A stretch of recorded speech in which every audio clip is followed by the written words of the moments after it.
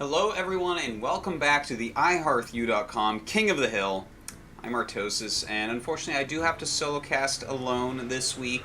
Doa actually got a cut on the inside of his throat that got infected. This happens when you yell a lot during your casting, and it's a very sad thing. But he's got to keep it quiet if he wants to continue his career. So I'll be doing it alone. Hopefully he gets better soon. Thoughts with you, Doa.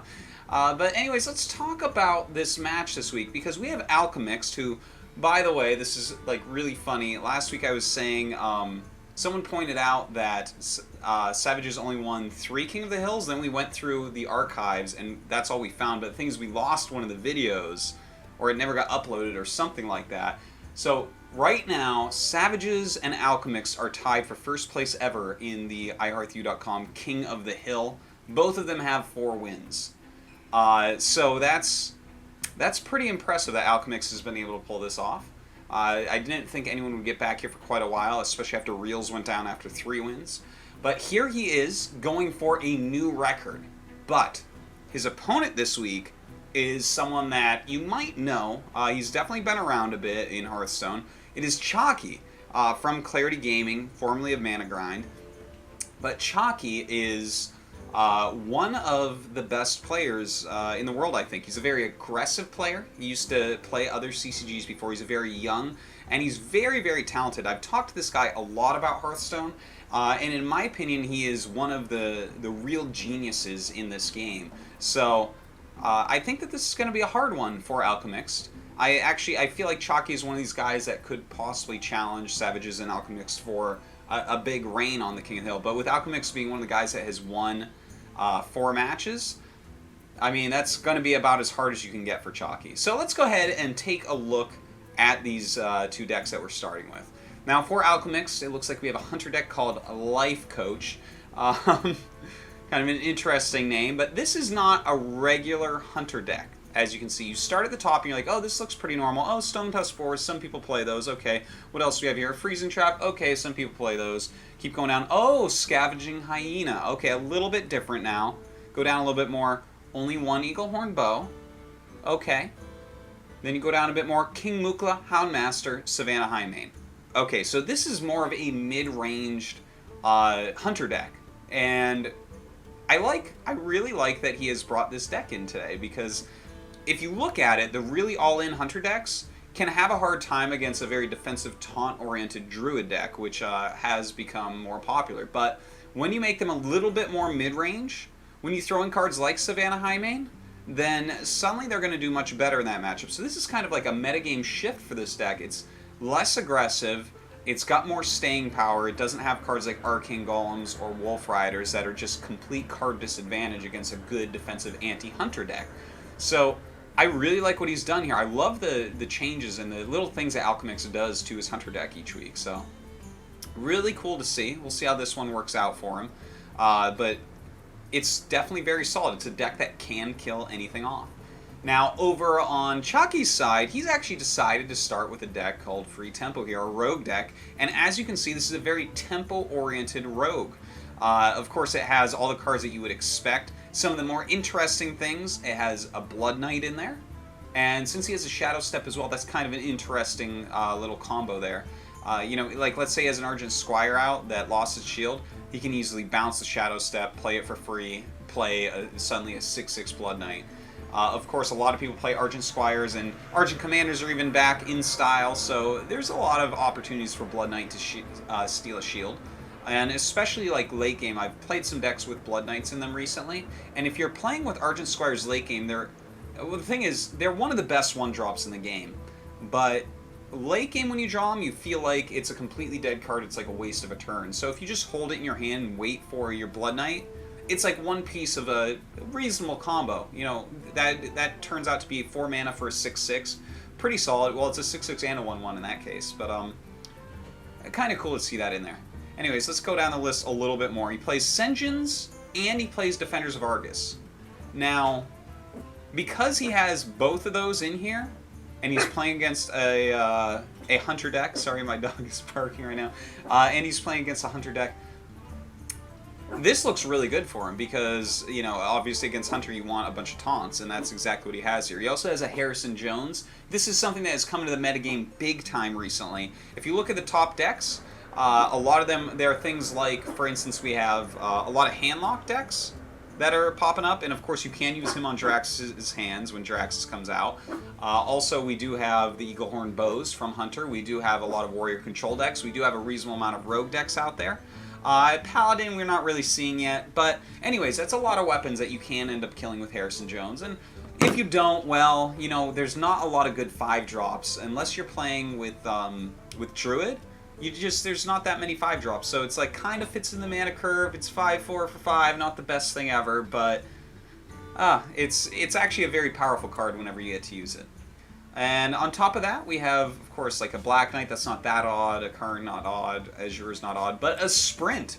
Now, Sprint is actually a card that's been overlooked a lot because the metagame did get so fast, but Sprint is like the most cards that you can just straight up draw with a single card. It draws you 4 cards for 7 mana. Pretty sick, actually. And when you think about it, like, for instance, Lay on Hands, the Paladin card, it's 8 mana to draw 3 cards. Of course, yes, you gain a bunch of life with it as well, but Sprint is going to come out a bit quicker. It's going to draw you a few more cards, or 1 more card in this case. So definitely a very powerful card. Now, how do these 2 decks line up? I'm going to give the edge here, I think, to Chakki. He has plenty of taunts here.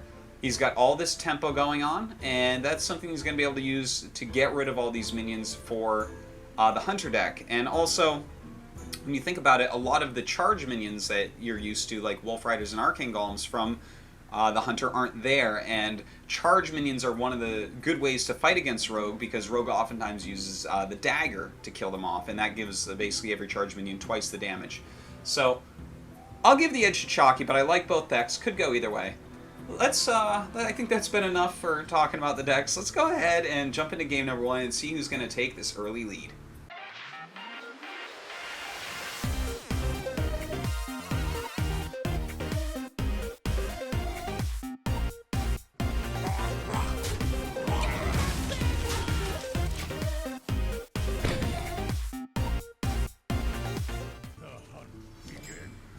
Alright, here we go. Ooh, look at this sexy new screen for the mulligans. Alright. Taking a look at what they're mulliganing here. Makes sense on both sides. Loot Hoarder, a great starting card. You basically never want to throw back the Buzzard. The thing is, Alchemixt thought about it for a moment just because he doesn't know for sure, is this Miracle Rogue, is this a regular Rogue? And here we go. Down at the bottom is going to be Chakki for the whole series. Up at the top, going to be Alchemixt. And his hand is pretty solid, I have to say. Scavenging Hyena, Unleash the Hounds, and Buzzard all in there against a minion-based rogue deck. So if enough minions get played by Chakki, like if he overplays them, a lot of cards can be drawn and a very big Scavenging Hyena can be played. Oh, and he even gets a Timberwolf. A very strong grab there. So he's got like every piece of any combo that he could possibly hope for. So over on Chakki's side, taking a look at his hand, a reasonable mana curve here. With the Harvest Golem as a 3-drop and possibly a Defender of Argus as a 4-drop. It's about as solid as you can really get. And of course, time for Hero Power from Alchemixt. So if I'm Chakki here, I'm thinking this is probably just a regular aggro Hunter deck. And of course, you know that he's looked up all the decks that Alchemixt has used in the past. So probably thinking, you know, oh, this might have Elven Archers, this might have Arcane Shots and stuff like that, like super duper aggro. So I would be surprised if he doesn't throw down a Defender of Argus after this. But we'll see. Now on Alchemix's side, he's probably considering a few different options. I don't really like any of them. I think a kill command would actually be okay on the Golem, just to make sure that your Hounds get out a little bit quicker. Now the thing is, with 2 kill commands, he may want to just go for face overall as well, because that's 10 solid damage right there. And when you count the fact that he has Timberwolf, Unleash, Buzzard, Scavenging, that is like a lot of damage that adds up very, very quickly. Especially against a rogue that uses its weapon to eliminate minions a lot of the time. So, now for Chakki. Obviously he's going to be attacking. He's just considering Defender of Argus right now, because I guess the one thing that you have to think about is if an explosive trap gets played, then you lose your 3-2 taunt in Loot Hoarder immediately. And that's kind of rough. Whereas the Harvest Golem is a great thing to play Defender out on, you know, the Loot Hoarder just a little bit weaker. Now, of course, we know that he has no explosive traps in hand, but that's just probably what Chakki was thinking about. And he does start the beatdown, and oh my god, even a Leroy in hand. This hand is, like, kind of crazy, I have to say. Now, he's going to be able to draw 3 cards. He'll probably go ahead and coin out the Timberwolf as well. Because then he gets to draw 4 cards total, and he gets to kill off both taunts, which is really, really strong, obviously. And look at that. He has another Unleash. Flare doesn't matter. Explosive. Wow, really, really nice. Wow. I mean, this is like a crazy, crazy draw from Alchemixt so far. Look at that hand. 1, 2, 3, 4, 5, 6, 7, 8, 9 cards in hand right now.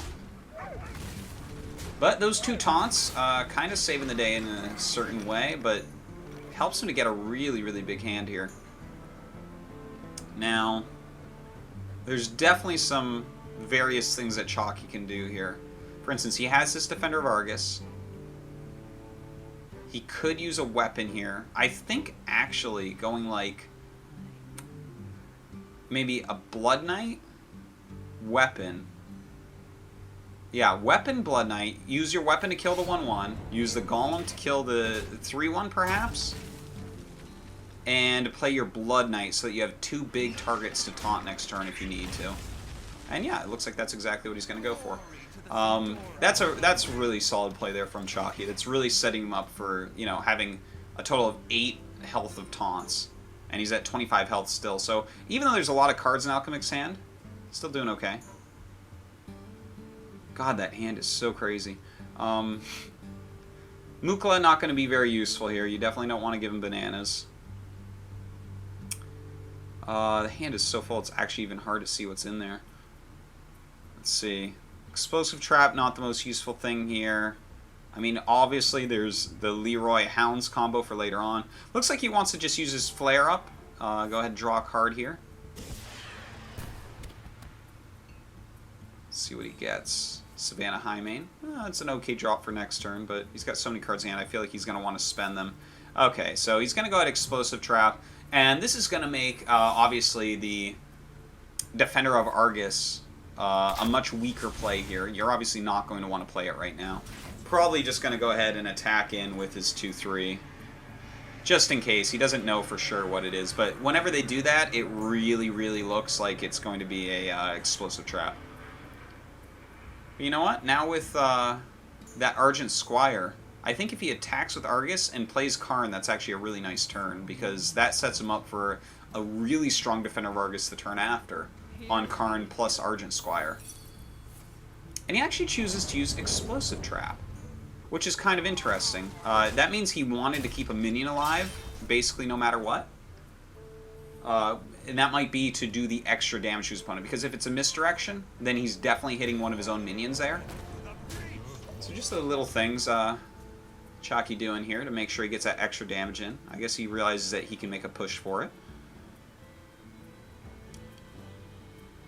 Now, of course, we do have that Hunter's Mark out. Unleash plus Scavenging is a possibility. He is at 6 mana.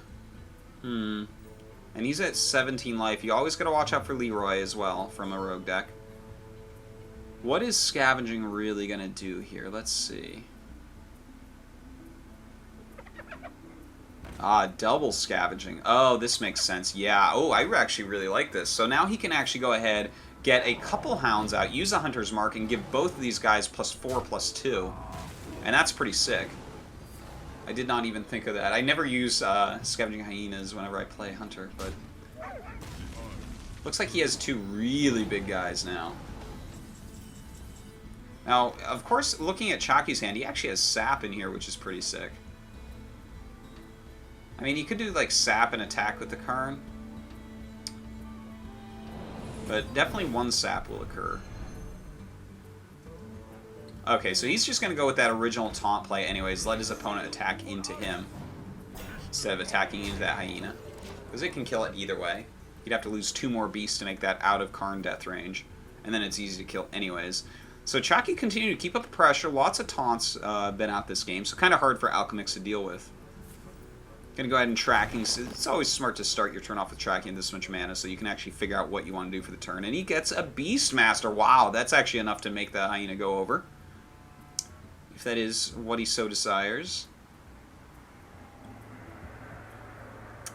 Ah, he might attack his one Hyena and let it die, and then Houndmaster the other one, because then it gets like +4/+3, so it'd be like a 6/5. That's pretty solid. 6/5 taunt, in fact, against a 2/2 and a 2/3. Of course, as we can see with that SI7 agent, wouldn't be too hard to get rid of. Lots of choices here, though. Of course, he does have Kill Command, but that's 1 damage off of killing this Karn. Yeah, I think that's actually the best play, to let the 6/4 Scavenging Hyena die. That's pretty rough, though, because it's really this rogue deck that's the beatdown right now. Still thinking about it a little bit.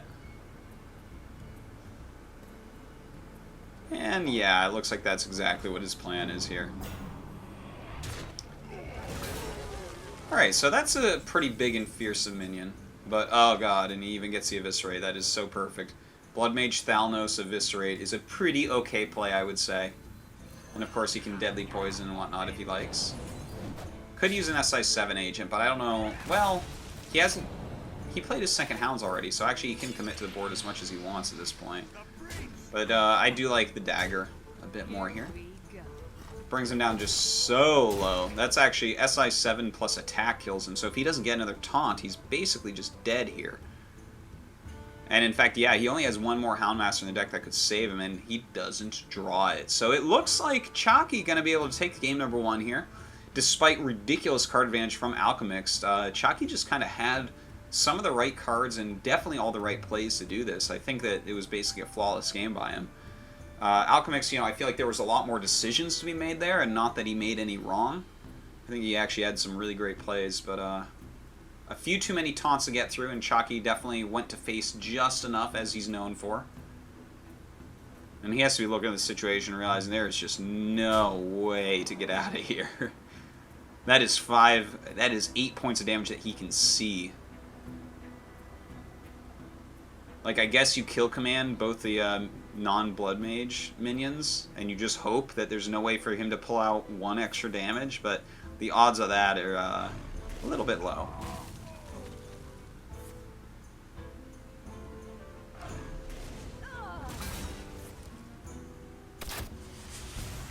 Basically, whatever Chakki draws, he can actually play, because his mana curve is low enough, unless it was a sprint. And that'll just about do it. And that's going to be a GG. Looks like Chakki, some very strong play, taking the lead, 1-0.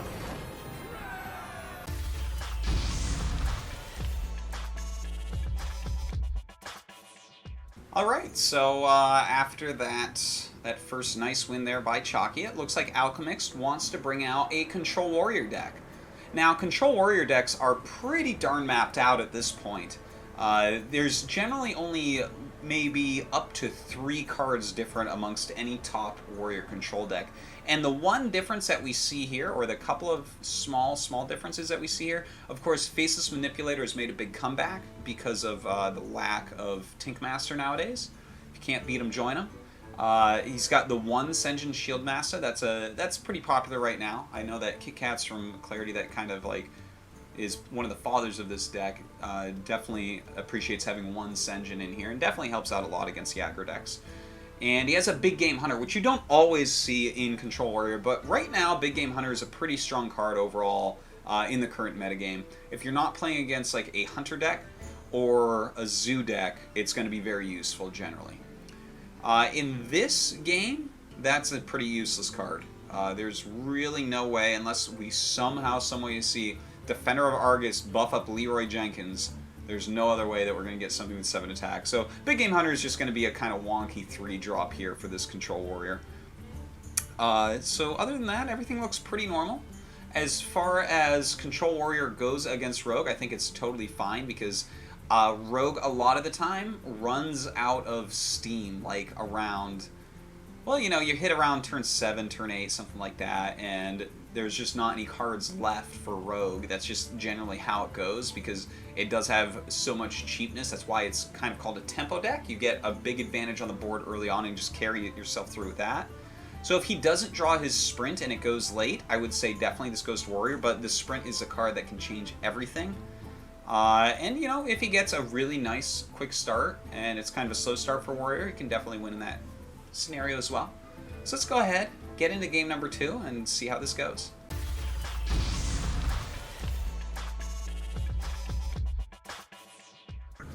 Alrighty, let's see how these guys mulligan. You're probably going to want to throw everything back there for Alchemixt. Might keep Acolyte, but not always. Harvest Golem, that's a fine keep against a Warrior. It at least uses up a whole War Axe.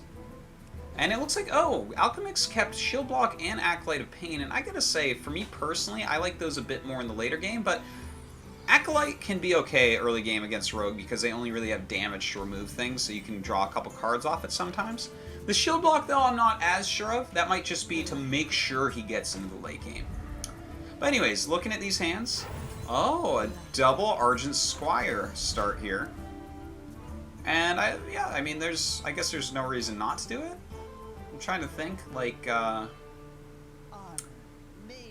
well, that would be one good reason not to do it. He does draw into the Armor Smith.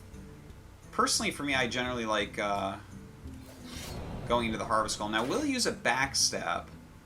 Because me personally, I probably would have gone for the Argent Squire and coin out Harvest Golem in turn 2, just because it's like a kind of a more diverse board, but this did allow him to get his dagger, so we could see Backstab and attack it twice. That gives him 3 armor, though, and you do use a card and a Divine Shield, so that's kind of a little bit rough as well.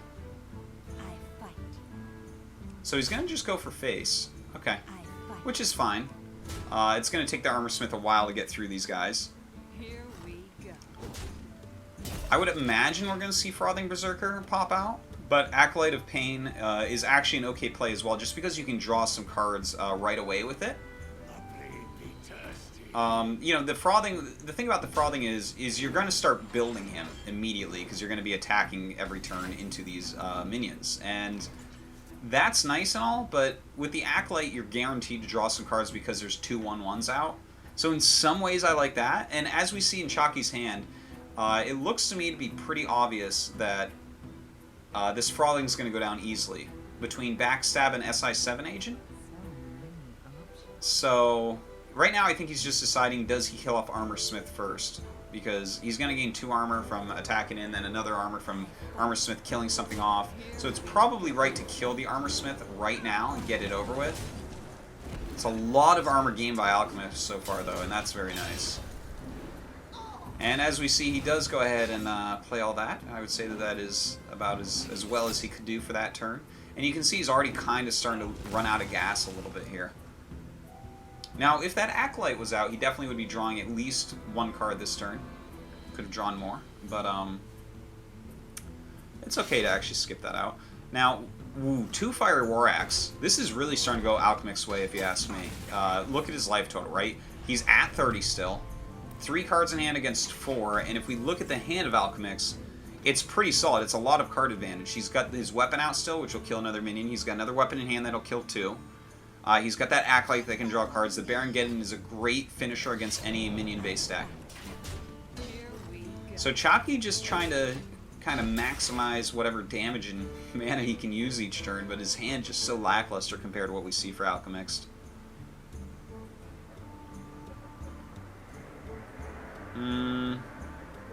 I actually like Acolyte Slam It, to be honest. If you slam your own Acolyte, obviously the slam is going to net you 2 cards because you deal damage to Acolyte, plus the slam draws, and then the Acolyte is going to end up taking 1 more damage from a rogue. So the thing is, the slam replaced itself, and then the Acolyte replaces itself with that first draw. So it's kind of like you gain a little bit of card advantage.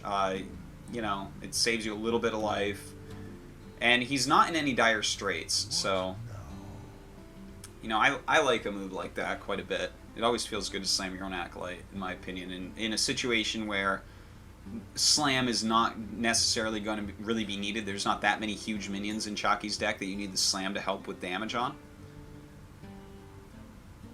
Now, it looks like he does want to play the Acolyte. It's possible that he'll skip the Slam and just armor up instead. And just try to draw cards off the Acolyte normally. That's a completely fine play as well. And that is, in fact, what he's going to go ahead and do. So, for Chakki's side, now he's drawn, oh my god, he's drawn two of the most important cards in his deck to play against this deck. Harrison Jones and Sprint. So Harrison Jones can take out something like a Gorehowl, which you rely on late game for card advantage as a control warrior, and sometimes as a kill card as well. He can also get that other Fiery War Axe if he likes. That War Axe probably won't be played, though, until he has something to swing at. Just to throw that out there. And oh my god, he actually bounces that Acolyte. That's really interesting as a play from Chakki, realizing that he's going to lose a lot of card advantage if he doesn't bounce that. So, like, even though it seems like it might have been a lost card, it's not really. I quite like the play. So this Axe is going to come out, so he can start clearing the board a little bit more. Now, Chakki's going to have to decide if he wants to Harrison Jones, and I think Harrison Jones is an okay play here. It's just whether or not he wants to spend it yet.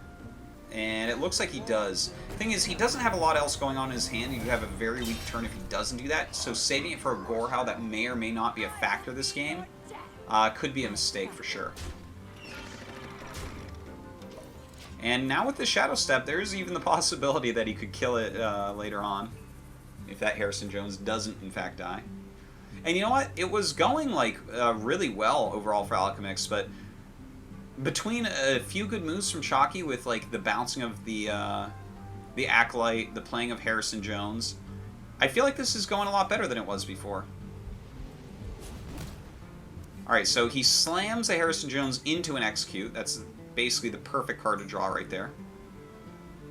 I'm just trying to decide what he wants to do with this Acolyte of Pain. Does he want to take 2 damage or 1 damage? Looks like 1.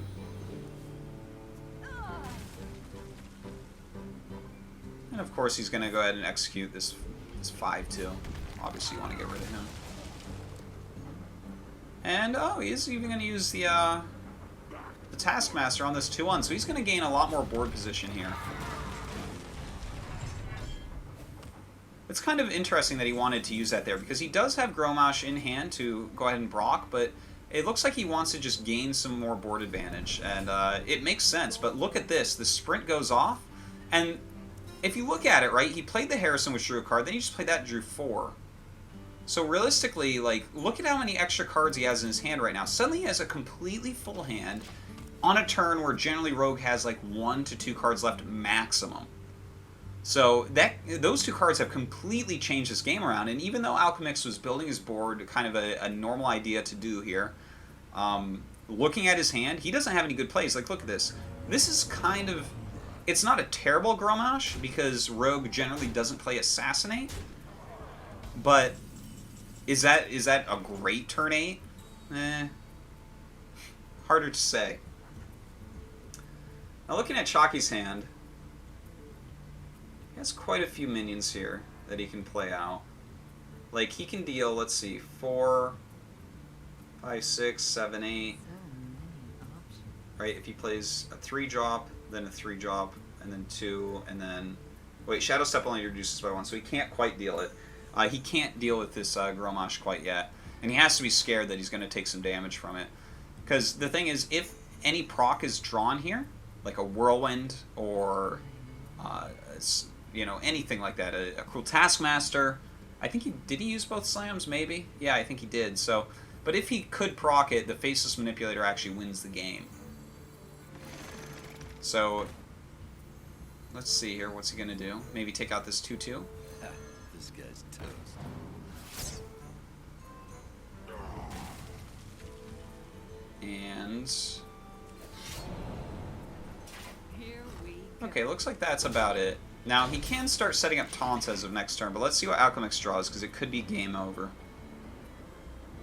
Okay, Armorsmith, that is not, in fact, game over.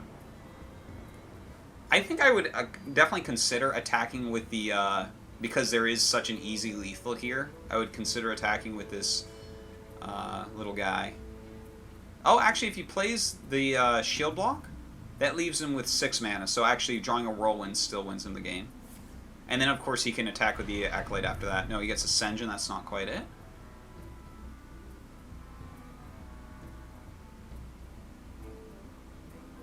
It looks like he does want to Faceless this guy.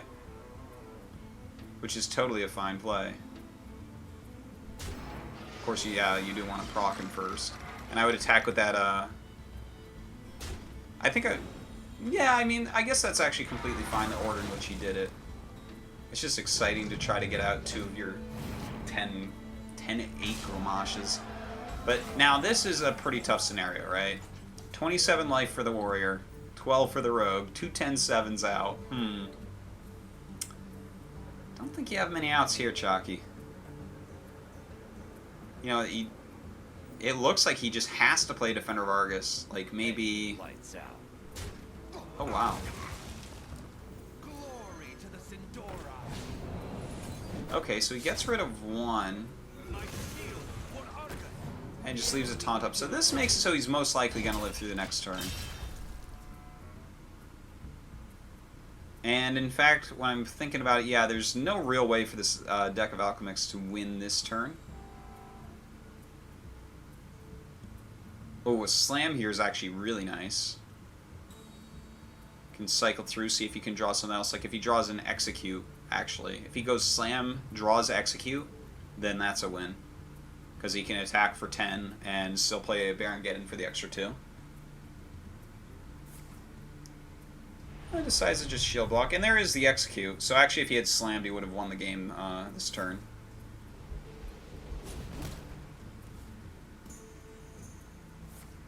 And he'll probably just throw up the Ascension, I guess. Why not? Alright, so at 2 health, there's just no way for a Rogue to come back from here. 0% chance for Chakki at this point, as I'm sure he's about to find out. The Baron-Geddon, of course, something that can just be played. There's no life gain in this Rogue deck, or really any other Rogue deck. So it doesn't even matter how many taunts he would make here. I guess the Black Knight into Defender of Argus attack. But he has to know that very likely there's a Baron-Geddon in here, and very likely he's just dead at this point. Now, the cool thing about Shadow Step is he could make a lot of taunts going forward, but would that be enough? I do not think so. Alright, so Baron-Geddon comes down, and it looks like Alchemixt is going to go ahead and tie up this series with a 1-1. Well played with the Warrior deck.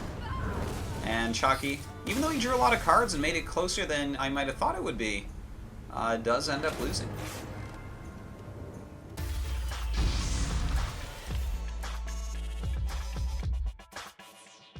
Okay, so it is tied up 1-1, and I love this, I love this, I love this. We see a Paladin deck coming out of Chakki here.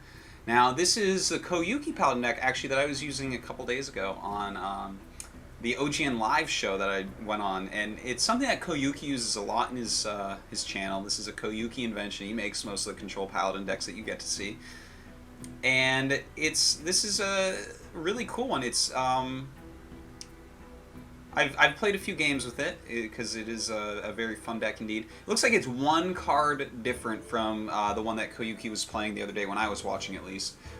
Instead of Sylvanas, he has the Black Knight in there, and I actually really like that. That was one of the only complaints I had about the list that I had taken and was using. Was the Black Knight is a very good card for Paladin decks just because they have no just removal cards. So cards like Big Game Hunter and Black Knight generally are a little bit better in a Paladin deck than, let's say, like a Warrior deck where you have a bunch of spot removal already. So cool to see that kind of added in instead of the Sylvanas, which obviously can be a very strong card, but is a little bit more situational. Well, no, not more situational, because this only kills a taunt, but like your opponent can deal with that. Like if they have a big taunt out and you're trying to get rid of it with the Sylvanas, they have options, whereas you play the Black Knight, it's dead. Of course, here the Black Knight not going to be very useful. Definitely Sylvanas would be a more useful card against specifically Control Warrior, but Heal Paladins are good overall against warrior decks. You know, they have so much to deal with the big guys, the big threats, and that's what can get a warrior deck. Like, for instance, 2 equalities, that's going to kill probably 1 big threat each. The Aldor Peacekeepers, 2 of those basically deal with 1 big threat each. He's got, let's see what else here. A Big Game Hunter, of course, that deals with something. Tyrion generally deals with something. He's got his own Karn. I mean, there's a lot of stuff in here, and even a Harrison Jones. So definitely a deck that can take out a control warrior. I would definitely give this favored to the Paladin, but a good control warrior start. If you get like a very nice start with your early cards and go right in and kind of fill out your mana curve, you definitely can take it out. So some of it could come down the draw as well. Let's go ahead, jump into game number 3, and see who takes the lead, 2-1.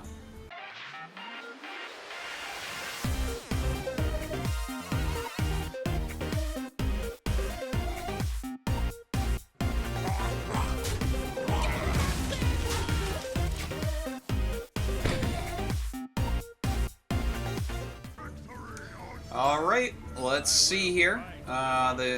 Looking at these hands for Alchemixt, I would definitely throw back that shield block. That's definitely going to be a better late game card against a Paladin deck, unless he thinks it's aggro pally, which, because it's Chakki, he could think that. Now for Chakki, look at this kind of cool idea. I love it. Keep the Sen'jin, keep the Harrison, because the Sen'jin you want to draw out any removal you can, and the Harrison is just such a broken card against anyone that relies on weapons at all. So with looking at how it went, I think the hands are completely fine for both, but I really do disagree with the shield block being kept for Alchemist. I feel like he could have thrown that back and just used that later game. Again, unless he really does think this is aggro pally. Which, you know what, it makes sense, because Chakki is known as a very aggressive player overall. So it wouldn't really surprise anyone, I think, for him to make it that way. So Chakki has to decide, does he make a guy? And you're probably thinking he shouldn't make a guy. But actually he should, because his obvious play next turn is coining out a Sen'jin. And then it has 3 attack against a 3 health minion. So that's actually, I quite like it. And that's this I like even more. That he actually avoided killing it so that his Sen'jin could then kill it. Now, as we see, that didn't work out for him, but it was actually a really smart move. I really like the set of moves that we just saw from these two. Okay, so now, looking at this, at 4 mana, there's a lot of options here. He can Cruel Taskmaster, as well as Axe. He can Cruel Taskmaster and Execute. He can Execute Enthralling. These are all actually reasonable, because Cruel, obviously, you do it on your Acolyte, and you gain 2 cards, and your Axe finishes it off. And yeah, it looks like that is how that's going to go. Of course, I generally like to just do this part first, so you just draw the card before you use your Axe. I think it's better to just do that order, but would that change anything? I would say 99.999% of the time, no. So, alright. He gets to deal with everything, still has about full health, gaining some advantages here. Divine Favor, that's not necessarily a card that's going to come in too useful this game. Chakki doesn't really have any good plays for this turn, to be honest. Yeah, like looking at this hand, this is, for this turn, it's really quite garbage. In fact, if he drops like a Mind Control tech, because that's like a card that oftentimes you don't end up using against your opponent in this matchup, then that means the Axe would have been used, and Harrison Jones couldn't have been used to destroy the Axe and gain a card. Now, I kind of like this play here, of dropping the token. Oh, and he actually uses that one. Oh, okay, this is actually to keep him out of Consecrate range on the Armor Smith here. Now, with 3 minions out, Chakki's so close to being able to use a Mind Control tech. Not quite, though. Does choose to armor up. And the thing is, he probably realizes what Chakki's playing. He might be avoiding playing that second Armor Smith. But as is, plays that Harrison Jones, gets to destroy the Axe, draws a card, and look at that card advantage. It's kind of crazy, but the board advantage is so heavily in Chakki's favor. Now here I think I would run in the 2-1 and maybe Execute. And I think, yeah, using it, he could use a shield block first, just to see if he draws something a little bit better, like a slam. Let's see what he does here. Draws another shield block, not so useful. And, oh, does he really want to drop a frothing? That's kind of an interesting play if he drops a frothing, because he already has this 4/4 frothing out, so that means that he'll probably just go for face. But, oh no, I guess he actually does trade with the 4/4 into the 5/4.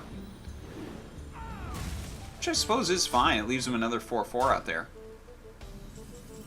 And the thing is, you don't really need to, you know, get too much damage on early on against the Paladin deck. It doesn't really matter because Paladin decks generally have so much heal in them.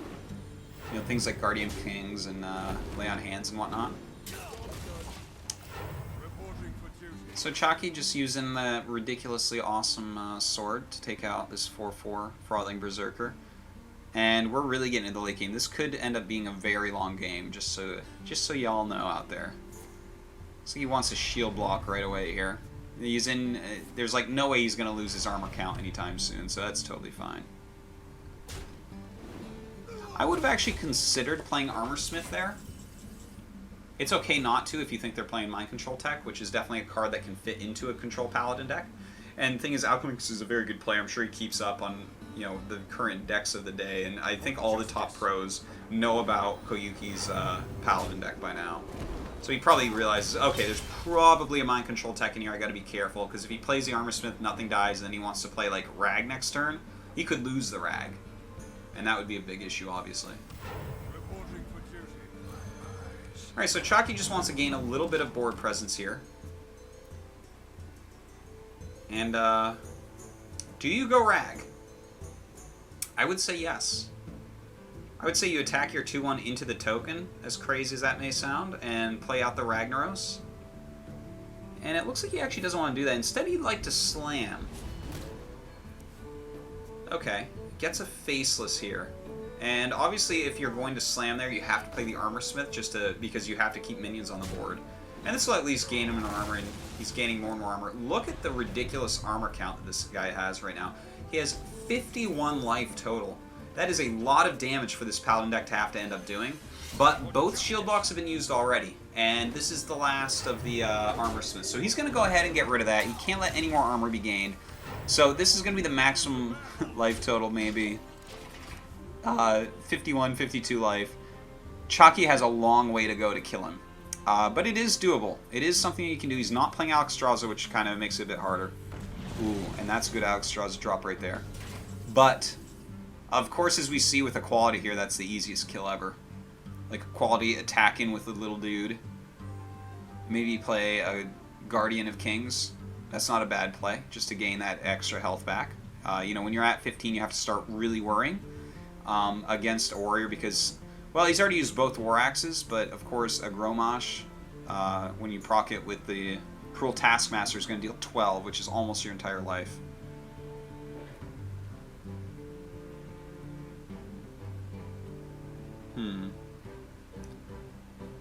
I think he's just kind of counting up the various amounts of damage that can be done to him.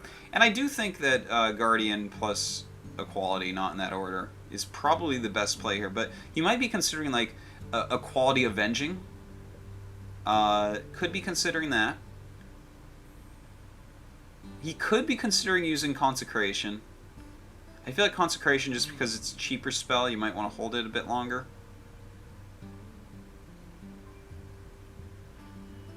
Yeah, the thing is, I think I would want to gain health this turn, just in case he starts playing a big threat every single turn. Because then I'd want the Sunwalker out after the Guardian. But looks like he wants to do the Sunwalker now. Oh, this is kind of really interesting. Wow, he's just loading up his board. Now, this is a very interesting play. I really did not expect this, to be honest. I guess I'm a coward. But let's see what he does here. I guess, you know, that is a hard set of minions to get through with the Warrior. Because you'd have to deal damage to the Sunwalker twice and then get rid of it. Let's see here. He doesn't really have any good way to deal with this. Now, obviously, he could use a Faceless here. Brawl is a possibility. I don't really like Brawl, obviously. Wow, yeah, there's not a really good play. This was actually pretty smart by Chakki. You know, that Divine Shield is really messing things up for him. And Alchemist's going to go ahead and just kill it off with this Gorehowl. And, of course, Chakki has more than enough damage left on board to actually kill this Alchemist. And I tell you, I was telling you before, this guy's really smart. He's one of the really brilliant young Hearthstone players out there. And I think that this was actually such a clever way for him to save his equality for an overcommitted board. Because now you look at it, right?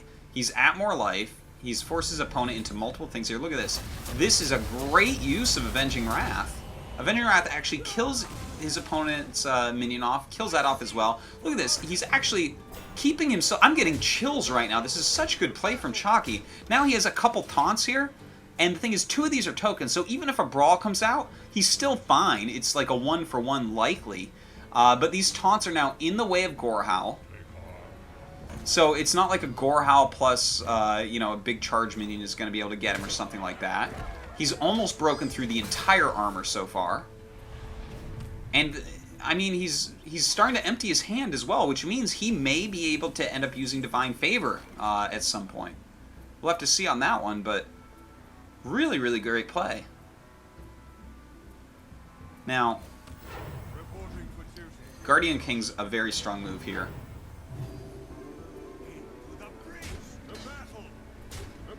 And the reason why Guardian Kings is quite nice is because, like, let's say that if he had Gromash, then a ton of damage could be dealt this next turn. Now, looking on the side of Alchemixt, he has to be, first off, a little bit surprised that all this has gone so poorly suddenly. And, okay. This is actually really nice. Faceless Manipulator on his own card here. That's generally one of the very accepted ways to do it.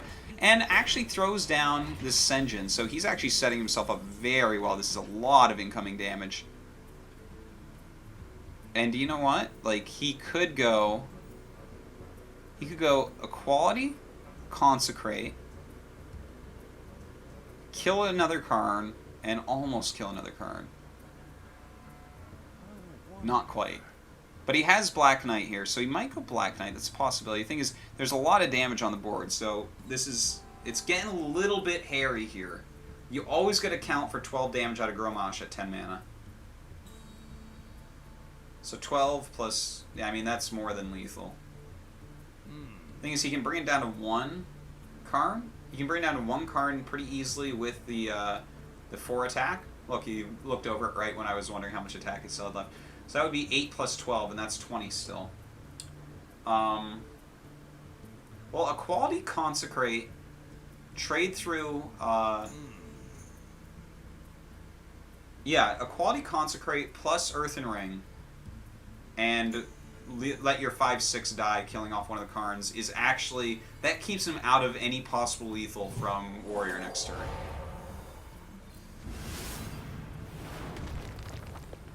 Of course, it makes a card like Whirlwind pretty strong.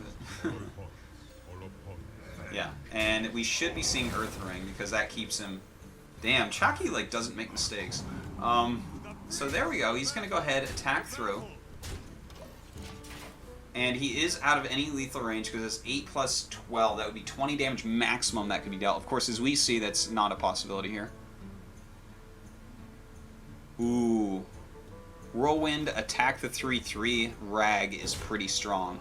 12 damage, leaving his opponent at an easy lethal for the next turn. Now let's see, does he have a way out of this? This brings him down to 10. Of course, Big Game Hunter takes out Rag very easily. He can go like... Let's see here. Divine Favor, he could use... How many cards do you play first before you Divine Favor is the question. Like, do you go Elven Archer, Divine Favor? What are you looking for? I would say that you probably have to Divine Favor right here, because you're looking for probably a 4-drop. Like, does he have any good 3-drops? I guess an Aldor Peacekeeper would be a good drop. A good draw. A Holy Light would be a good draw. And actually an equality would be okay as well, because then he could kill this off with the Elven Archer. But if you Elven Archer first, obviously you can't do that. It's a hard choice, man. Because, I mean, obviously you have to use this Divine Favor this turn. Your opponent has 7 damage sitting there looking at you. So he wants to save the Elven Archer to have some more options. Okay, he draws Tyrion.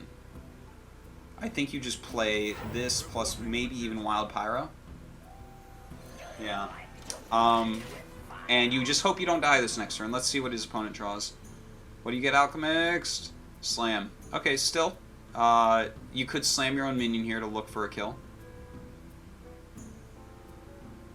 Of course, he could go ahead and just slam like the 4-2 or the 3-2 to get rid of it. Yeah, I like that he's looking for a kill right now. He knows how close he is. Okay, and he actually gets Gromosh. So that will be game. Very well played by both sides. Really enjoyed that one. And it does end up, even though I felt like it was maybe a little bit favored for Chakki, looks like the amount of armor that Alchemixt ended up gaining early on carried him through, and he is up now 2-1 in this series. Okay, so a Control Warrior taking out the Control Pally, and now we actually have a Handlock deck coming out of Chakki, and that's kind of interesting because, again, he's a very aggressive player. So you'd expect that maybe he'd be playing with a Warlock deck, Zoo, perhaps, or maybe even Murlocs. But in fact, he's going to go ahead and play this this Handlock deck, and I think Handlock pairs up well with the decks that he's shown us already. Now, let's take a look at what he has different in here from a normal deck. He has one Voidwalker, which is kind of interesting. Not bad to throw in there. Sometimes you see a Voidwalker or two in a Handlock deck, just as extra early taunts. Only one Ironbeak Owl, which is a little bit different, but that's okay because he has 2 Sun Furies, he has 2 Defenders to also proc those Ancient Watchers, and he even has a Shadow Flame. So that's fine to play with just one Ironbeak. Other than that, he has the Faceless that some people play, some people don't. I would say that overall it definitely makes it way more explosive. But nothing really weird here. As far as how does it do against Warrior Control, one of the easiest ways to describe what this matchup is like, if you draw your Twilight Drakes early, generally you're going to kill the Warrior Control deck. If you don't draw them till like way late game, then it definitely can go either way. But you get them out early on, and Warrior has to use so much premium removal. Thing is, they keep down the armor of the Control Warrior, which means that Shield Slam is going to have a much harder time. Because if you think about it, if Warrior has no armor, they can only get 7 armor in one turn unless they have Shield Bearer out, and it gets really complicated. So Shield Slam has a very hard time removing any of the Giants or Alexstrasza. You know, you don't want to use your premium removal on Twilight Drake, but it gets, you know, 7, 8, 9 health when you play it early on in Handlock, and it just becomes a huge issue. It deals with basically everything in the deck, aside from a few top-end minions like Alexstrasza. So I give the edge to the Handlock, but again, if those Twilight Drakes don't come out, then who knows? Could go either way. Let's go ahead and see if Chakki can tie it up now in game number 4.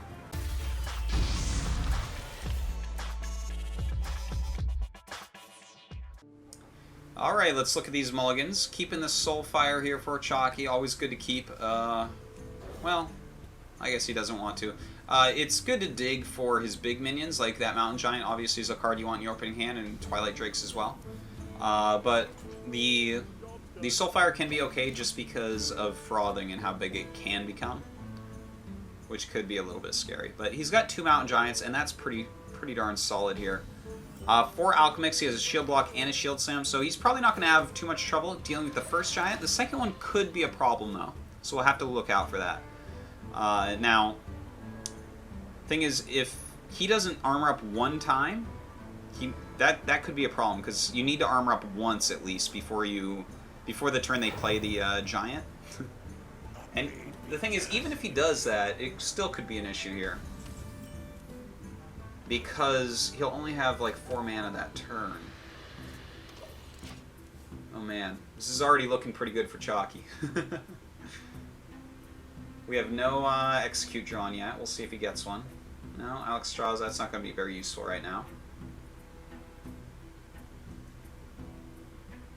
Just kind of thinking of what he wants to do here. I think this is an armor up turn, to be honest.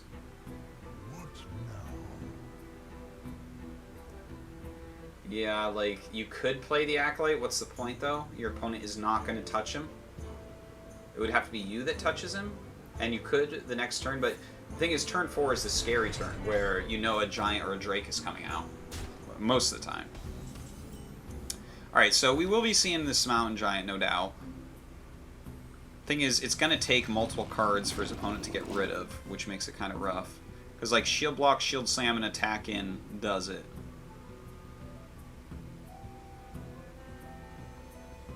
But again, that's like, he's a little bit of armor off, and that's going to be 2 cards for 1, and Chakki's already drawn a bunch of cards. So, like, the card advantage that Chakki is gaining already is immense. It is gigantic. And, you know, like, if he had 1 more mana, there would be some other options with using this guy, but as is, I don't know. I don't like what I'm seeing here. What is...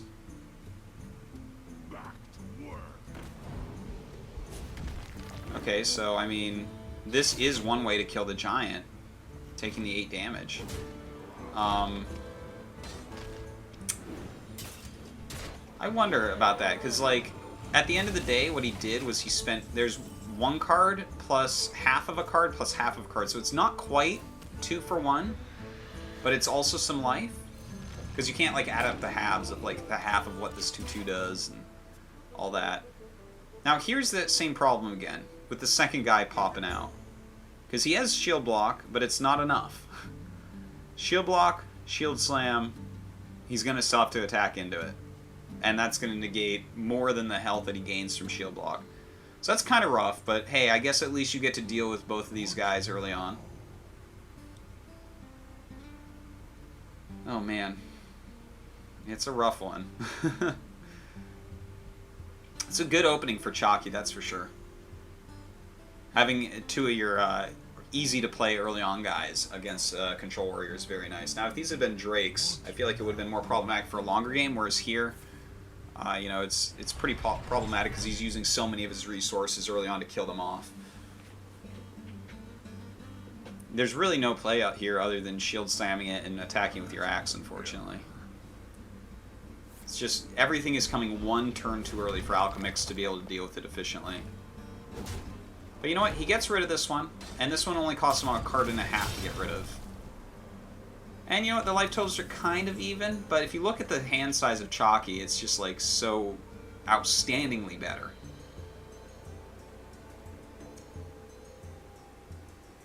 And, I mean, this is a situation where it's like, do you even, I guess you play that, draw, maybe throw a Sun Fury down? Yeah. Just like have some sort of board so your opponent can't get too wild. Build something up there.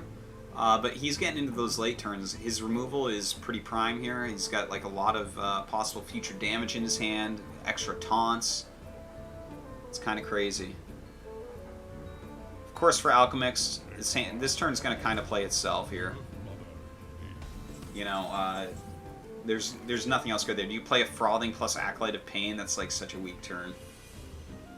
But at least with this Karn, you can get something done. Like, you could do, like, Frothing, Slam, attack with Karn, clear that out. That type of situation.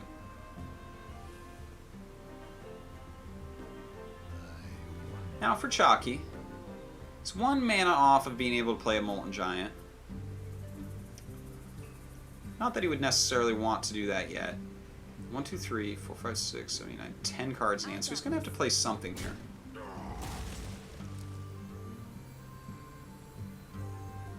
Okay, heal this guy up. That's fine, because that makes him takes him out of like whirlwind range. Takes him out of course, what's the name of that card? Oh god, Baron-Geddon range as well. And that's actually quite nice because a Baron-Geddon on turn 7 would be fine here. You attack with your Karn into that, you play Baron-Geddon, the board clears because that would have been a 2/1. And now he's just deciding to draw a card. You said do, and may as well play that Void Walker out. Why not? Brawl wouldn't be the worst thing here right now. But let's see, what's he draw? An Execute. That's a card you want to save for another Giant or an Alexstrasza. But he could use it here, since his opponent's already used 2 giants. I feel like we are probably going to see Slam execute, maybe Karn kill off the Voidwalker. Not necessarily, though. Alright, so here's the Slam, but we'll use the execute. Because he can just use the Karn to finish that off. Okay, so he does. Saving that execute a bit longer. And he has a Brawl now. So the Brawl is actually a useful card as well. Like, for instance, if Chakki plays a Giant this turn, a Brawl is a very, very powerful move. And with those 2 Soulfires, he may want to consider killing off the 5/4 as well.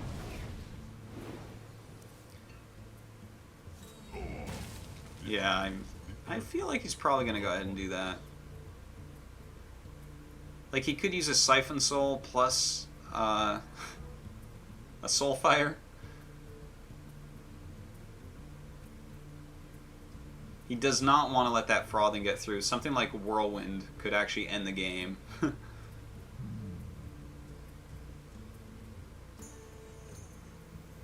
Oh, look at this. Okay. So he wants to play the Mullen Giant. And of course, not surprised there with the Soulfire. Now, loses that Siphon Soul, which is too bad, because that's a very strong card against Control Warrior. But I think that a Brawl may be in order here.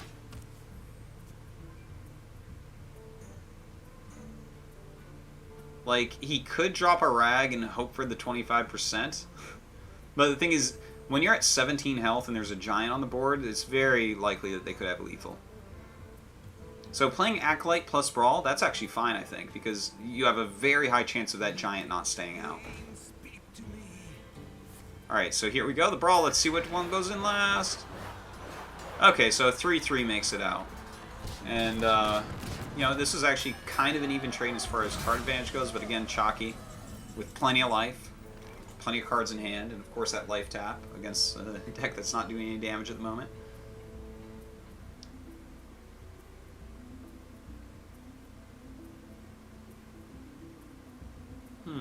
You know what I really like here? After that was done, I think a Twilight Drake plus Defender of Argus is pretty solid. The Defender I would consider putting only on the 3-3, because you don't want for him to be able to easily remove the Twilight Drake. I'm trying to remember, did he see a Black Knight in this deck? Like, was there even a Black Knight in this deck? I don't think that there was. You generally don't play... Yeah, in fact, now that I think about it, there wasn't. And generally you don't have it in there anyways. So, that could be nice, but... Looks like he maybe wants to throw down the Ancient Watcher and give taunt to both those. That's totally doable. Because again, well, at 9 mana with Warlock at 12 health, you're not going to die. It's just not going to occur. So Chakki, of course, knows that. And he's setting up for a possible win next turn, I believe. Because there's 8, 12... Yeah, that's... He's got a pretty easy lethal next turn. See what Alchemixt does if he can get out of this somehow. He, like... And here's the thing, too. 9 health on that Twilight. The Rag can't even kill it. That is so rough. I think Shield Block is pretty required here.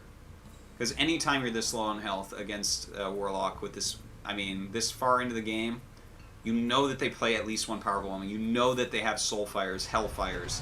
You know that they have Leroy Jenkins. There's, like, not a handlock deck that doesn't play it, I don't think. Alright, so he goes ahead, gains 7 life this turn through armor, and throws down Senjin. So it's a good turn. It's a smart turn. And taking a look... Is there any way to lethal this turn? Let's see. You could Owl Defender, kill Senjin, attack for 5... No. 5 plus 7, 15, plus 4... 19 against a 21 health. So can't quite kill him off this turn. Oh wait, no, yes he can. Defender? Wait, no, first you Owl to... No, he can't. Never mind, sorry. Okay, so yeah, he cannot kill him this turn, not quite.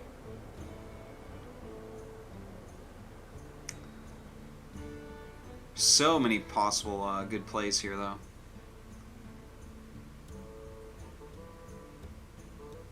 Molten, obviously very easy to get out.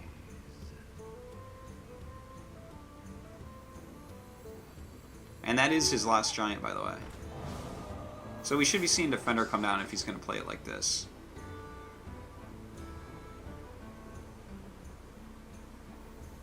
My seal for Argus. Might even draw a card into Molten. Looks like he doesn't want to draw the card, though. Wants to keep that life total really, really high. I'm actually a little bit surprised at the lack of card draw, because I'm trying to think of any way he could possibly die for doing that, and with Alexstrasza and Jiraxis in his hand, I feel like that would be a nice play, just because he gets that extra card. And he can easily refill life total next turn. Now, Alchemixt looking at this. This is an obvious faceless. Kill off one of these guys and armor up, no doubt.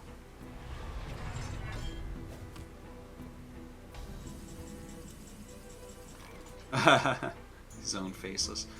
Let's see here. Okay, so he'll play Jiraxis. Which is, of course, fine. And this is like, looking at Alchemix's hand, he has just about no shot at this point. In fact, this might be lethal. Hold on. Yeah, I guess it is. Alright, so well played here by Chakki, being able to take out this warrior control deck. They definitely do have a hard time against that much early on. Really nice draw from Chakki.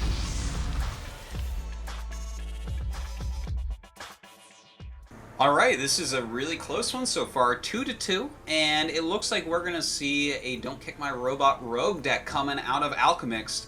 And this deck has every little thing that he needs to kill off Chakki this game. Let's take a look at it. Obviously, this is an aggressive deck, as we see. Just glancing down the list. He has Big Game Hunter. He has King Mukla.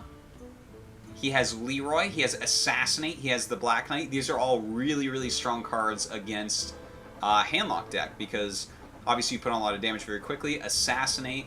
A very strong card against those giants, because again, there's how many win conditions do we really have for the Warlock deck? Generally speaking, you know, we have like 6 real win condition type cards in there, and you can take out a lot of them here. There's plenty of charge minions. There's some defenders to save you some time, and as I said, King Mukla, that can actually kill win conditions, because you throw bananas in their hand that they don't really want to use. They don't have the mana to use. They don't have the time when they already have a full hand, and then suddenly, you know, they try to draw Jiraxis and it's gone. So I think this is a very solid choice from Alchemixt, and definitely one that has the potential to take this down, but it doesn't matter what deck you're playing, Handlock can kill it. Handlock, in the right situation with the right draw, can kill absolutely any deck, even a Hunter deck, as crazy as that sounds. You can occasionally win against Hunter with this deck. Not if Hunter gets the Hunter draw, but it's a crazy deck, a lot of power in it.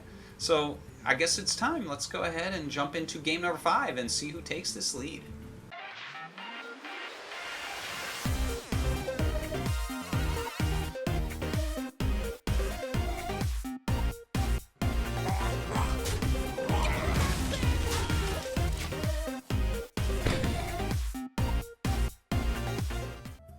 Alright, let's check these mulligans out. Probably going to want to throw away that Blood Mage. Loot Hoarder's a good opener. And of course, Twilight Drake going to be very strong. The Ironbeak plus Ancient Watcher, wow. And a Mountain Giant. Can't complain too much about Chakki's hand. He's going to have plenty of early pressure on. Of course, with Twilight Drake and Mountain Giant in your hand, you can have an awesome turn 4, turn 5. And wow, he has a lot to work with here. Just deciding if he wants to do anything, like he could coin out that Ancient Watcher and just put the beat down on with that Ironbeak Owl the next turn. Again, a lot of options going on for him. And he does go for it. Now, when you see this coined out first turn from a Warlock deck, you pretty much assure that Ironbeak is coming down. So he's going to go ahead and throw down his Loot Hoarder. Now, luckily for me, he has Deadly Poison in hand, so he can easily deal with this 4/5, but that's going to cost him 8 damage. And half of his Deadly Poison card, so still I would say that's a solid for Chakki. Bringing a rogue down that far. Oh, okay, he's actually going to go ahead and just kill the Loot Hoarder immediately. Wasn't expecting that, but okay. And Alchemixt obviously going to use his weapon to kill this off. Possibly will use the backstab. But, does that owl really matter right now? I'm not sure. Yeah, decides to leave it there. I think it's probably a better play. And now time to start drawing some cards again.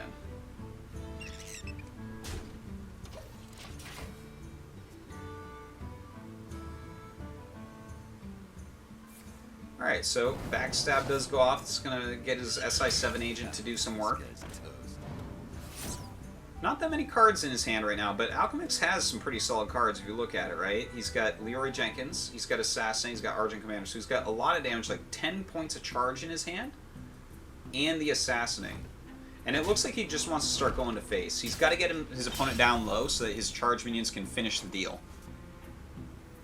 Now this Twilight Drake's going to come out. This will probably draw the Assassinate. This is kind of the same problem that I was talking about before with the Warrior deck, where it's like, the Twilight Drake draws out the quality removal that you want to use on the Giants.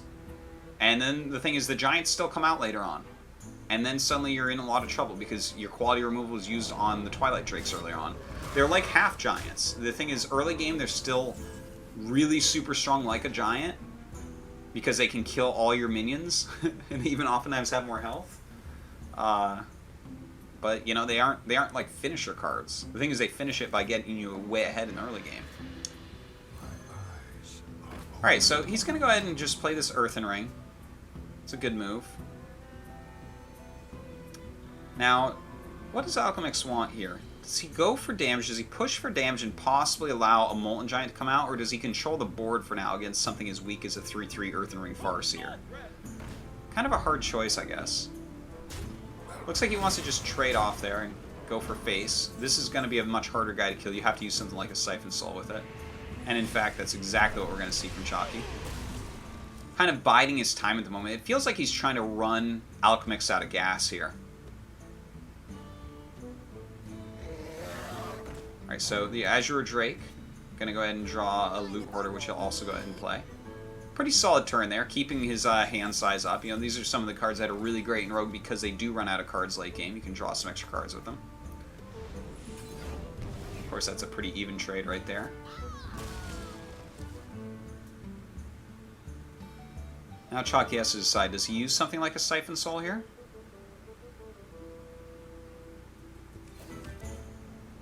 Instead decides to go ahead and life tap, and that's going to allow him to play his Mountain Giant, of course. But he's at 18 health, so he's got to really look out for that. How much damage is there in this hand right now? We have 10, 15... We have so much damage. Does he actually have Lethal here? Oh yeah, because he Shadow Steps the Leroy. Oh wow, okay, well, this can happen. Very well played here from Alchemixt. I, like, for some reason wasn't even thinking of that Shadow Step for a moment. But of course, that is how rogues like to do it. And once again, it looks like Alchemixt going to go ahead, take this lead, and he'll be up 3-2 against Chakki.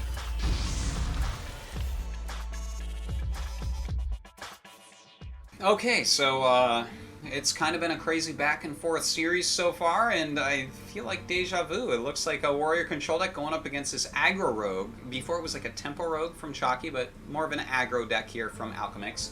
Now, looking at Chakki's deck, the one difference that we see in this Warrior deck is he's playing the Black Knight, which a lot of people don't like as much in Warrior just because they already have a lot of spot removal.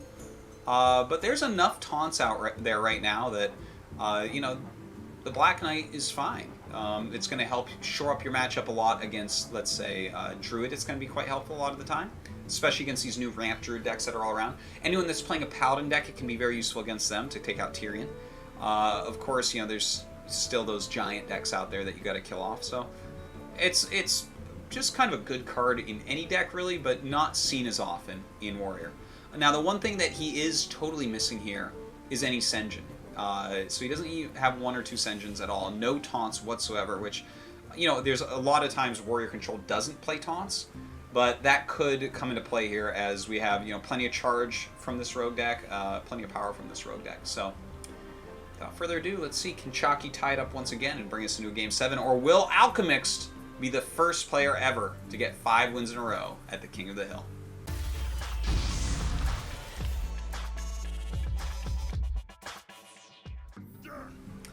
Okay, let's see here. Backstab Defias, always a nice little combo. Gonna want to get rid of the Blade Fury and the Argent, no doubt.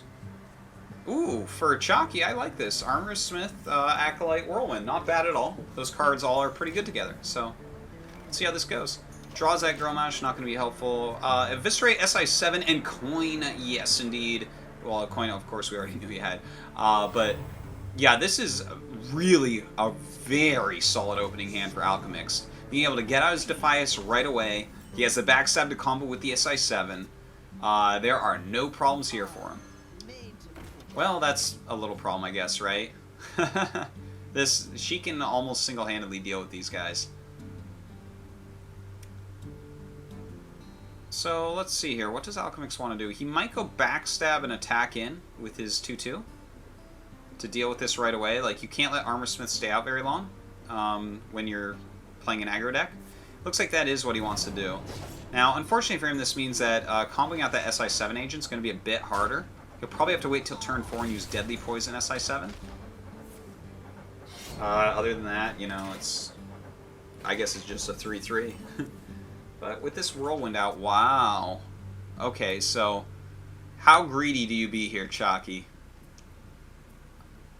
I think I would play the Acolyte. Because, like, you could go Whirlwind to armor up and just kind of deal with things, but if you play Acolyte, you're going to start drawing cards, and you could draw a lot of cards off of it, possibly. And for Alchemixt, you know, obviously he has some ways to deal with it, like, oh, he's actually going to go Frothing, and, oh, you know what, this is actually even better. Yes, indeed it is, because Acolyte Whirlwind next turn is insanity. So yeah, Deadly Poison into Eviscerating this is quite an obvious move. And I guess the problem here is now well, he'll play Acolyte plus Whirlwind, so it's still completely fine because he removes everything. And oh, going for face right away with this dagger, so really putting all his eggs in that damage basket. Now, of course, for Chakki, he's going to be able to draw here off this Whirlwind plus remove the board, and he's still at 23 health, so that's pretty healthy overall. And his hand is still not bad. The Whirlwind can help him proc this guy again, and maybe even kill a minion. And of course, slam execute or using the Whirlwind to proc for the execute is good. Well, the Argent Squire actually turns out to be a pretty good draw here. One drop so that he can actually combo this guy out, because otherwise, he was going to draw 2 more cards, and that would be an issue, obviously.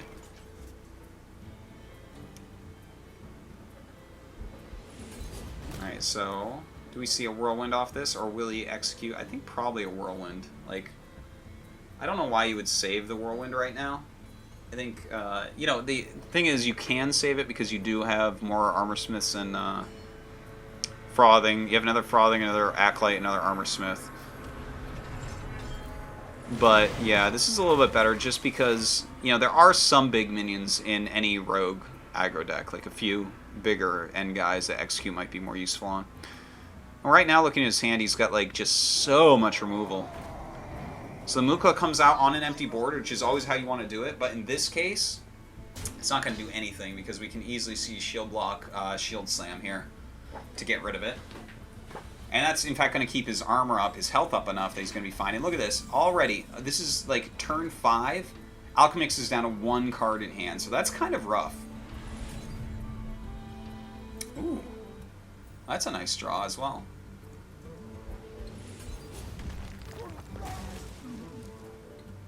Now, do you play that to attack through and kill off one of these guys?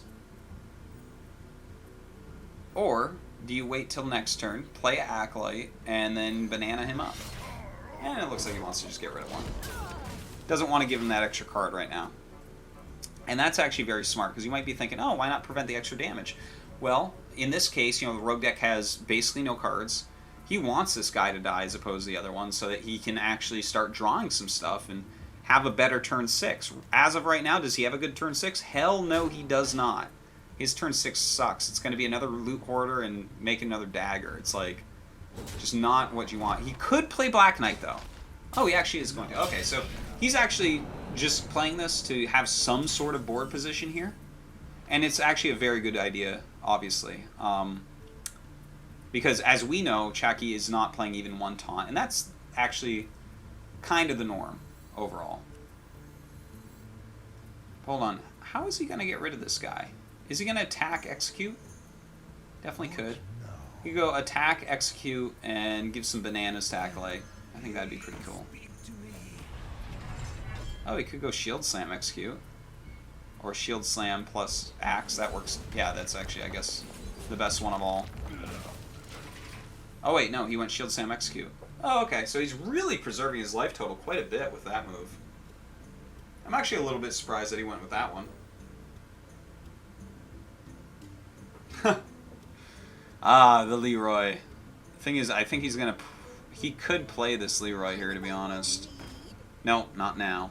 But if he had used his weapon plus traded the little 2-1 guy in, then, you know, that would have been fine. Now, obviously a Whirlwind here would be okay, but as is, at least he can draw a card. I would actually really consider double bananaing here.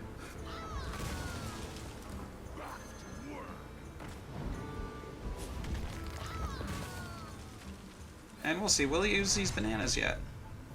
Alright, I like it. Just keep that guy alive for now. Deal some more damage to him later on. It's really nice to buff up an Acolyte. Draws you so many more cards. Oh boy. Not liking this Alchemixt stand. Can't even play all his cards this turn. If he had one more mana, he might actually empty his hand, but... that's such a weak play as well. If you have 0 cards in hand and everything on your board can be dealt with relatively easily, what do you do after that? I think right now he's probably considering Argent Defender.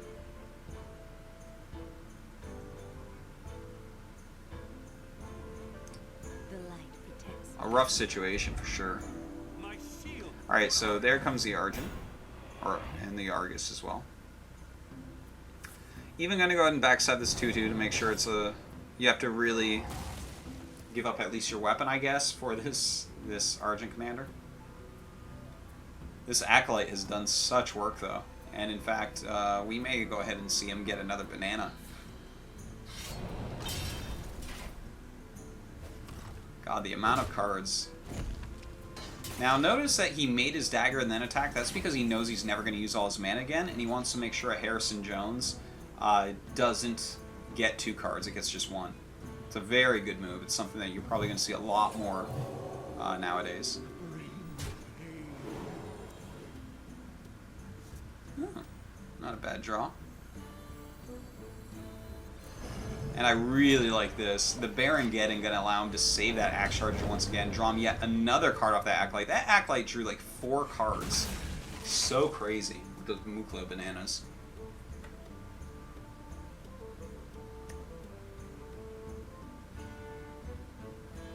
Do you go Leroy?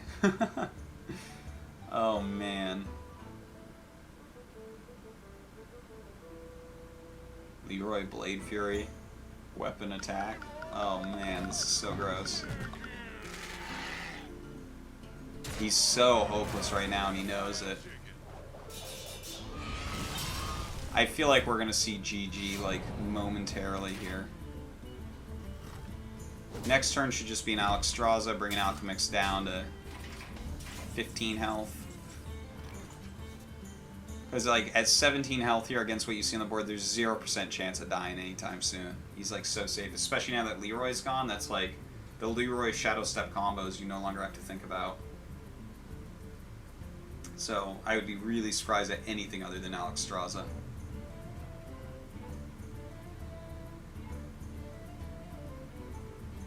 Alright, so we should be seeing GG coming out of Alchemix. I'm sure you'll see like one more draw. But we actually see lethal for next turn, and there's no life gain in a rogue deck. Argus, not going to be enough unless he ran both into the Alexstrasza. Can't do that though, he has to try to win, as opposed to not lose. So it was definitely the right play, but He's dead now because Gromash plus Axe equals GG. Alright, so it looks like Chakki gonna take that and bring us to game number 7, tied up 3-3.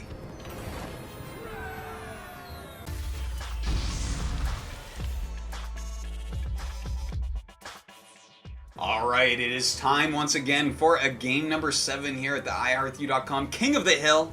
Always very fun to get down to there. Now, this is scary for Chakki. I feel like Alchemixt might have this one in the bag. Look at this deck that he has here. It is his own version of, you know, just a zoo deck. Now, let's look at the differences, because it is definitely his own version. He has an Earthring Farseer. Very rare. You don't see that very often, but you know what? Against hunters and against other zoo decks, that could be a very useful and helpful card that could win games. He has a Mukla in here. You know what?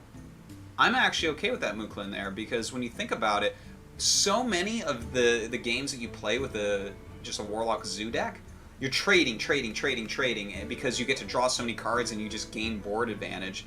And anytime that they have like nothing on the board, or you have like a crappy taunt that they have to go through, playing a Mukla is going to be pretty strong, because the bananas aren't going to be that useful. Also, he does have 2 Dark Iron Dwarf, not that odd. Couple Defender, couple Doomguard, pretty standard. And a Black Knight in there. So the Black Knight not going to be useful in this match, but that's okay. It's just like one dead card in the deck. Other than that, no Shield Bearers in here. That's a very popular card at the moment in zoo decks, but he's gotten rid of that for some of these other techie cards. I gotta say, I quite like it. I think it's a solid deck, and it definitely has a solid chance against Control Warrior. Especially when you look at this Control Warrior, it has no taunts in it. And just generally speaking, zoo decks beat Control Warrior because Control Warrior kind of runs out of gas. Even if they have a very solid start, you just play so many minions with the zoo deck from drawing off your life tap hero ability that it becomes very hard for Warrior to keep up with. For him to keep up with it correctly, he may need things like Baron Geddon. He probably needs to hit a Brawl early on, and of course he needs to have all his early game removal ASAP. Those are really the situations in which you can end up winning with the Warrior deck. But we'll see. If you get off to a very nice start, you definitely can beat the Warlock deck, but I would definitely side this one with Alchemixt. So let's go ahead, get into game number 7, and see, does Alchemixt just tie with Savages, or does he surpass him?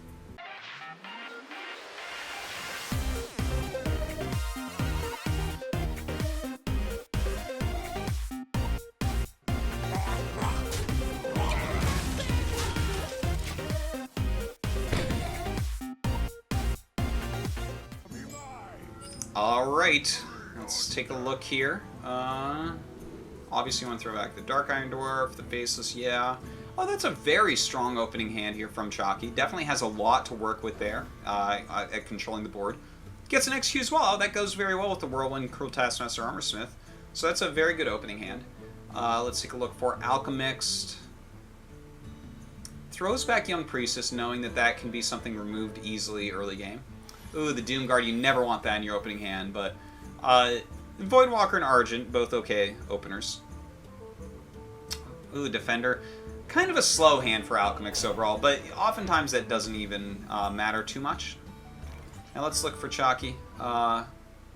Yeah, I would imagine he's going to go ahead and coin out this Armorsmith. The Armorsmith can definitely become a problem. If he gains enough armor off of it, definitely could end up helping him quite a bit. Get him into a situation where he's really in trouble. Oh man, I feel like this sets up a very nice situation for Chakki, because he can Cruel Taskmaster on his guy, and then simply kill one of these Voidwalkers right away, and he's gaining 2 armor from that. So I mean, he's going to go up to 31 and have 2 minions, both of which are better than his opponent's minions out on the board. Let's see, what does Alchemixt get? Knife Juggler. Doesn't... I mean, his hand, the other 2 cards are kind of useless, so it's like, do you play Knife Juggler here? Because if you do, it dies. It's simple as that. So, decides to life tap and gets another Knife Juggler. Of course, Knife Juggler, when when this girl is out, can be a little bit rough. I think right now Alchemixt is considering attacking the Armorsmith with the Argent Commander. Or Argent Commander, Argent Squire, sorry. My brain is like slowing down. Oh, also considered killing off that 2/2. I think both those ideas were actually okay. Ooh, a Baron Geddon for Chakki. Now, few considerations going on, no doubt.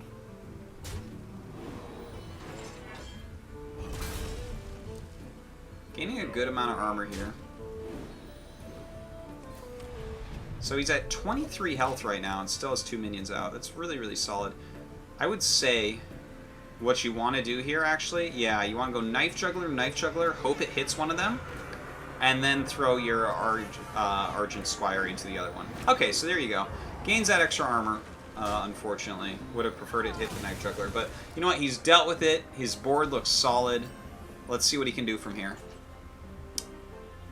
Double Whirlwind is not bad.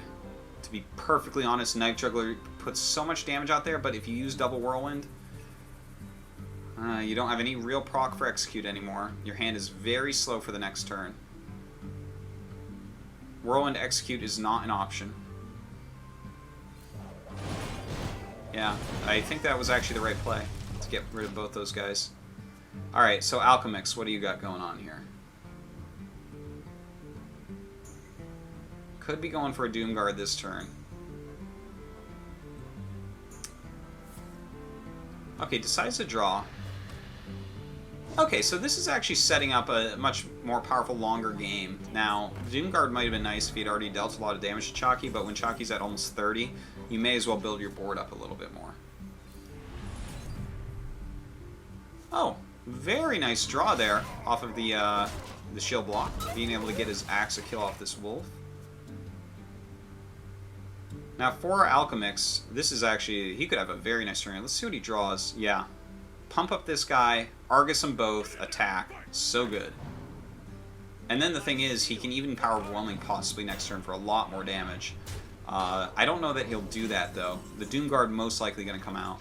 No Brawl yet for Chakki, so that could be an issue.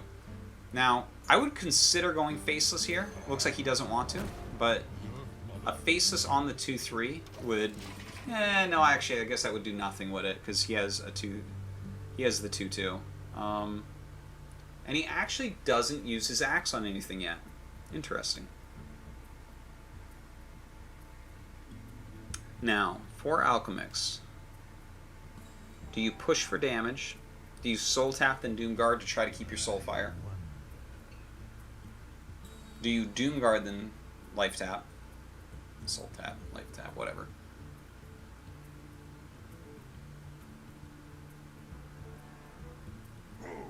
Alright, so he just goes ahead, sacrifices these 2 cards, and then uses Life Tap, which is completely fine. Gets some Mukla out of it.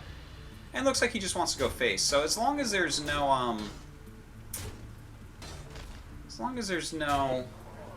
Brawl coming out, then he's still pretty good here, I would say. This is a tough scenario, because there's no way for him to get through and damage that Doomguard right now. He could use Shield Block. Which, of course, you know, kind of buys him some time and maybe digs into something to proc with. He's used 1 Cruel Taskmaster and 2 Whirlwinds, though. So there's only 2 Slams and 1 Cruel Taskmaster that he could use to proc that Execute for the 5/7. What would I do in this situation? It's a tough one. The thing is, you can do something like a Baron Geddon. And in fact, he does choose to.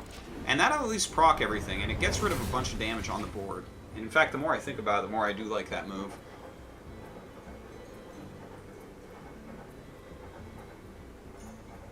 Kind of a hard choice this turn for Alchemixt. There's actually 14 points of damage that we can see on this board right now. No, actually, there's 16 points of damage. That is crazy. In fact, he should not play Mukla. Like, absolutely should not play Mukla. This is actually a very scary situation, suddenly. That is a lot of damage out there for Chakki. So wait a minute. So he has 7, 11, 14, 15, 16. And then, of course, he has a Faceless out. That would be 18 that he could deal. Not quite enough. But wait a minute, he could faceless the 5/5, and that actually would be enough. Oh, wow. Ooh, no, I don't think you want to attack the Karn. That's like the most worthless thing to attack. Yeah, the get-in probably just has to go here. It's just too much damage output. It's too good at clearing the board. It's really, again, one of the ways that a warrior deck can beat a zoo deck. Alright, so Golem comes out. The Wolves. Alright, still building his board reasonably well here, I would say.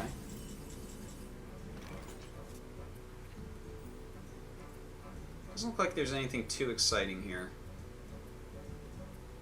Can definitely clean some things up between his Karn and his Axe. I wonder if he wants to go for a Faceless. Because you could Faceless the Karn, and that's basically you kill at least 4 minions between those two guards. Yeah, he's got that Execute as well for the Argus. I think at this point, when your opponent is kind of getting low in life and everything's slowed down a lot, you've already seen a lot of his quick damage leave. I think it's a good choice to just use every removal you possibly can, just kill off everything on his board, so he's having really weak turns like Life Tap, Young Priestess, Flame Imp, go. You know, like that's a super weak turn. Alright, I do like this play as well. I don't think there's going to be a better thing for him to Faceless. Now he chooses not to attack that Golem. That's generally pretty smart, because then he'll just trade easily. Alright, gets a Soulfire here. I guess it is time. You have to play the Mukla.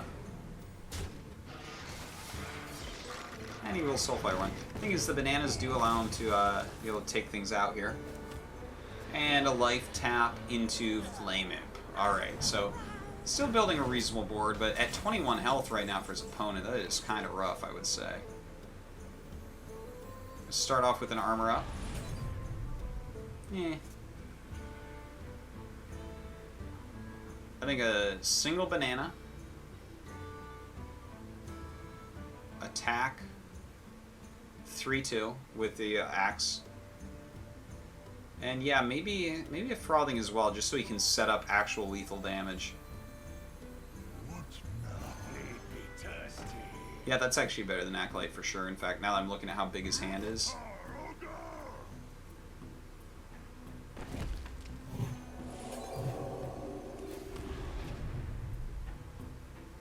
Is he actually going to go for face here? Hold on a second. 5... Oh my god, yeah, look at that. That's 8 damage on board. And if he attacks that twice, that is a lot. That's like +4, that's 7 damage on board. Okay, so he's probably going to have to use Abusive Sergeant and... Oh wait, he can actually clear the board with those two. Alright, so that's really good.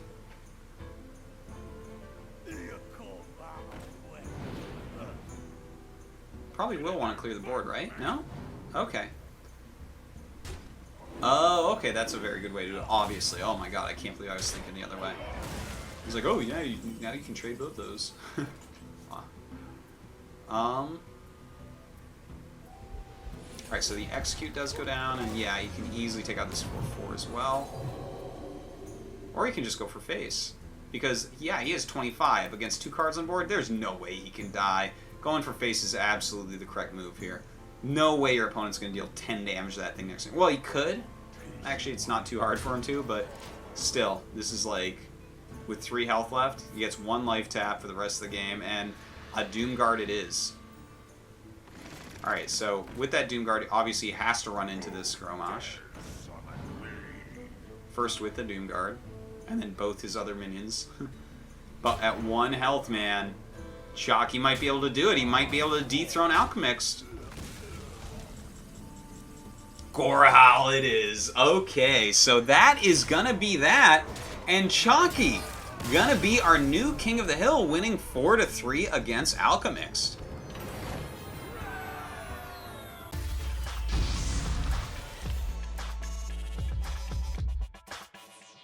Okay, so that's it. Alchemixt stops his run at 4 wins. Same as Savages, 1 above Reels. Those are really the three that have done the best for us so far here at the iHearthU.com King of the Hill. And Chakki, he takes the throne. I think that he played exquisitely through the series. Really good choices, really good plays.